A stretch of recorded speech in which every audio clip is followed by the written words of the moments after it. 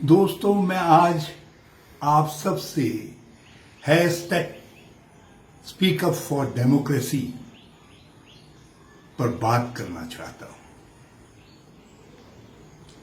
आज लोकतंत्र बचाओ एक सर्वस्वीकार्य मुहिम के रूप में संचालित करने की आवश्यकता पड़ गई।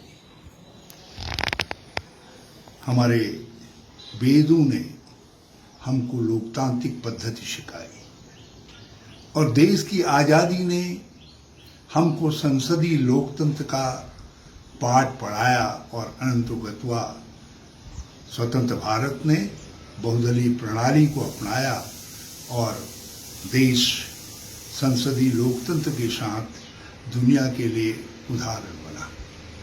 आज जिन लोगों के हाथ में सत्ता है वो विपक्ष को नष्ट कर देना चाहते हैं, वो विरोध की हर आवाज को दबा देना चाहते हैं, वो हर उस स्वर को कुचल देना चाहते हैं जो स्वर उनकी गलतियों को इंगित करने का काम कर रहा है, उस पर अपनी बात कह रहा है। आखिर लोकतंत्र के संरक्षक तो भारत की जनता है। इसलिए आज Congress hashtag speak up for democracy के साथ आपके दरबार में आई है, आपके पास आई है।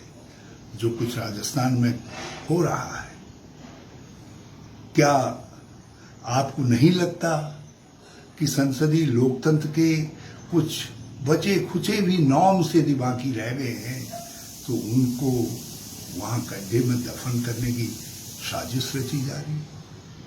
मुख्यमंत्री अपना बहुमत सिद्ध करना चाहते हैं। कैबिनेट को अधिकार है कि वो कभी भी संसद सत्र आहूत करने का महामहिम राज्यपाल से अनुरोध कर सकती है, लेकिन कौन है जो महामहिम राज्यपाल को राजस्थान विधानसभा सत्र को आहूत करने से रोक रहा है? मैं बधाई देना चाहता हूं अशोक गहलोत जी ने इस बिंदु पर बहुत दृढ़ता से अपनी बात कही है और जो उन्होंने ये विनिश्चय किया है कि हम प्रधानमंत्री आवास पर भी आवश्यकता पड़ेगी तो धरना देंगे। हजारों लोग, लाखों लोग उनके साथ हैं इस संघर्ष में। किसी भी पार्टी को तोड़ने के लिए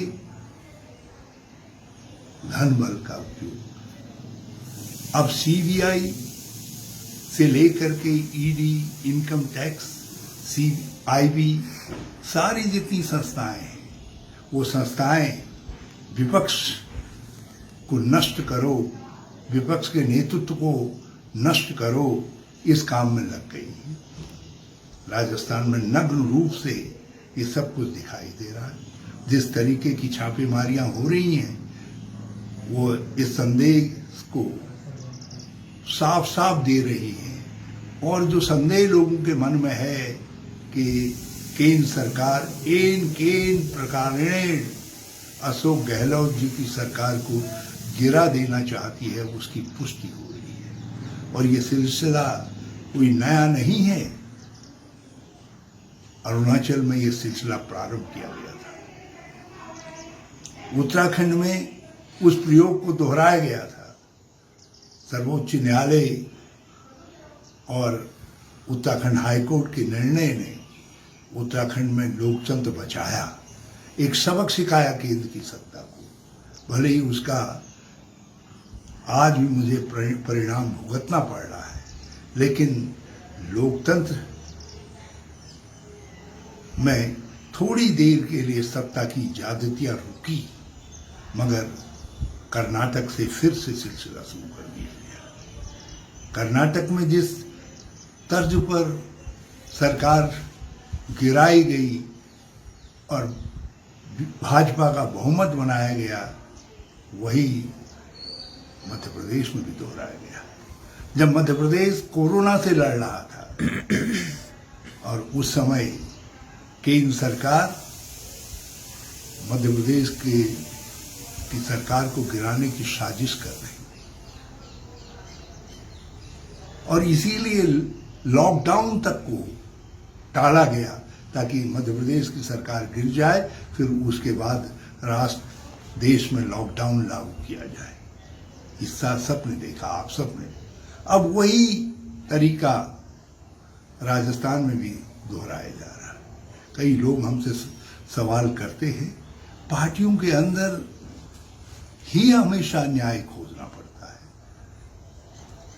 हमने पार्टी के अंदर एक मैकेनिज्म खड़ा किया है और उसके तहत हम अपने मतभेदों को सुलझा लेंगे, लेकिन के लिए आप धन शक्ति का प्रयोग कर रहे हैं, आप सत्ता बल का निर्मम प्रयोग कर रहे हैं, आप कोई ऐसा अवसर नहीं चूकना चाहते जिससे कांग्रेस कमजोर हो।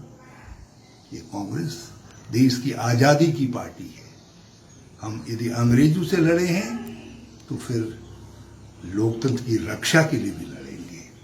और इसलिए मैं आप सब का आह्वान करना चाहता हूं, जो लोग मेरे साथ जुड़े हुए हैं, कि वो आए और लोकतंत्र बचाओ की इस मुहिम में hashtag speak up for democracy के लिए बात करें। लोगों से मोहल्ले में बोलें, गलियों में बोलें, गाँव में बोलें, जहाँ कहीं आप हैं अपने कर्म स्थान पर आप वहाँ बोलें। जय हिंद।